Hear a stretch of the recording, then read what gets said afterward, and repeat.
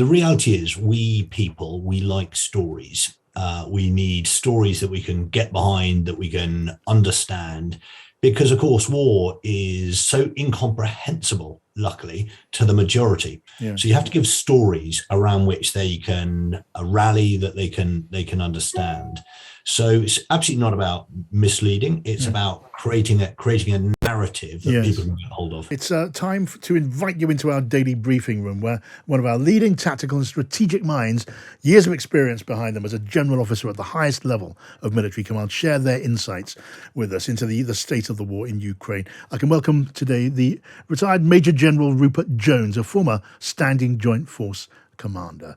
Good afternoon to you. Good afternoon, John. Hi, good of you to join us. Let me put this to you first.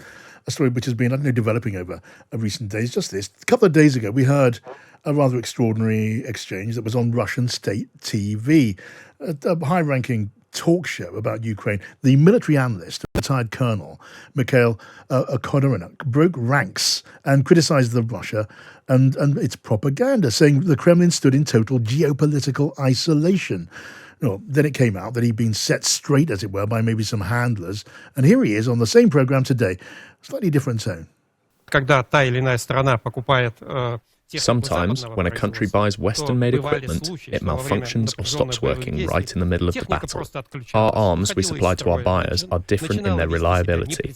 Everything is strictly managed.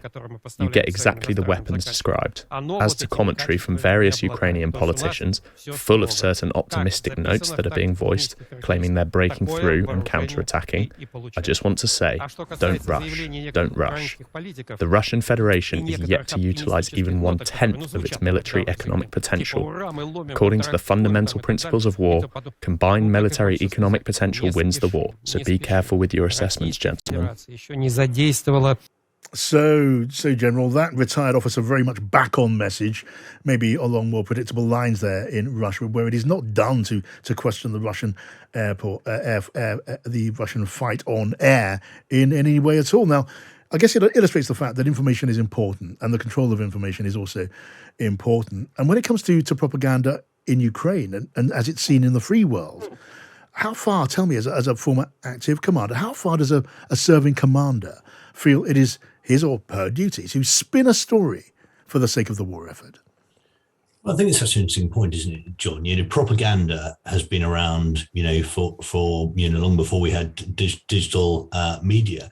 Propaganda is really fundamental, but I think what sets apart what we would do in the Western militaries and in Ukraine, vice what you see in Russia, is you have to start with the truth, and you may accentuate elements of the truth, but if you deviate fundamentally from the truth, then it's not propaganda, it's lies, and you drift into disinformation. So the line is interesting, isn't it? And obviously all the criteria and the standards are so different in the free world, in the West, than they are in Russia. That almost goes without saying. But tell me, by way of illustration, Rupert, if you were in command of a campaign and I was reporting that campaign, you'd happily mislead me, you're saying, but you wouldn't lie. Yeah, no, I mean, I wouldn't mislead you. I would, the reality is we people, we like stories. We need stories that we can get behind, that we can understand, because, of course, war is so incomprehensible, luckily, to the majority. Yeah. So you have to give stories around which they can rally, that they can understand. So it's absolutely not about misleading. It's about creating a narrative that people can get hold of. Yeah, I mean, I'll just take an example, an interesting one from a couple of weeks back. You'll recall the publicity, a lot of publicity attracted to the story of the Ukrainian air commander. He was known as the Ghost of Kyiv. Remember him? He was said to have been a hero in aerial combat, had shot down several Russian MiGs. It came out a little later. There was no such person as the Ghost of Kyiv. It was a confection effectively for propaganda purposes. How would you describe that? Is that a lie, or is that a piece of folk poetry? Yeah, I mean, I suppose ultimately it depends where it really originated from. Rather like your term folk poetry, because of course what we're seeing a huge amount of, more so in this war than ever before, frankly, is the people can generate the propaganda, the stories as well. And of course, that makes the art of being a journalist, being a newscaster for you and others all the harder, because you've got to try and penetrate and find the origin of these stories and decide whether or not they are true or not. Yeah. But, the other example I would take is President Zelensky, who, has been the kind of lion of the war so far.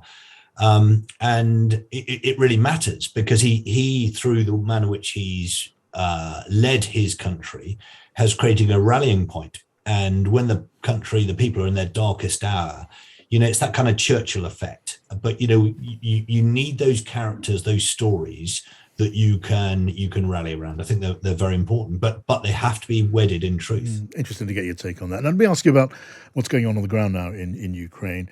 Mariupol it's pretty much fallen, hasn't it? Which was no great surprise given the battle that it was facing. Now we're wondering and worrying about the face of the Ukrainians who were holed up in Mariupol, some of them soldiers. What will be happening to them?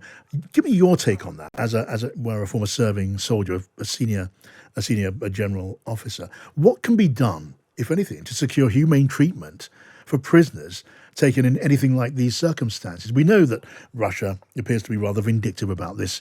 At the moment, there's talk of trials. There's even talk on state media of executions. But what levers are available, if any, to try to get correct, legal, humane treatment for prisoners?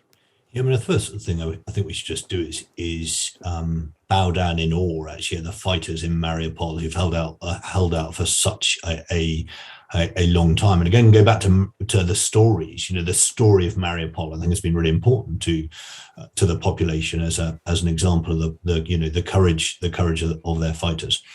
So now as they start to fall into Russian hands, you have to go to international law, and it requires the United Nations, NATO, all the nations of the world to put pressure on President Putin and on Russia to treat those who are taken prisoner in Mariupol, as indeed any other prisoners, in accordance with the laws of armed conflict. And critically, I would be commending the ICRC at this stage, Inter-Committee of the Red Cross, yes. Because they're internationally respected. They are able to engage in a way that nation states are not. So, in a way, I'm confident the ICRC will be working behind the scenes on this. All right. Now, a thought on what's going on with some of your, as it were, fellow generals in the Russian armed forces.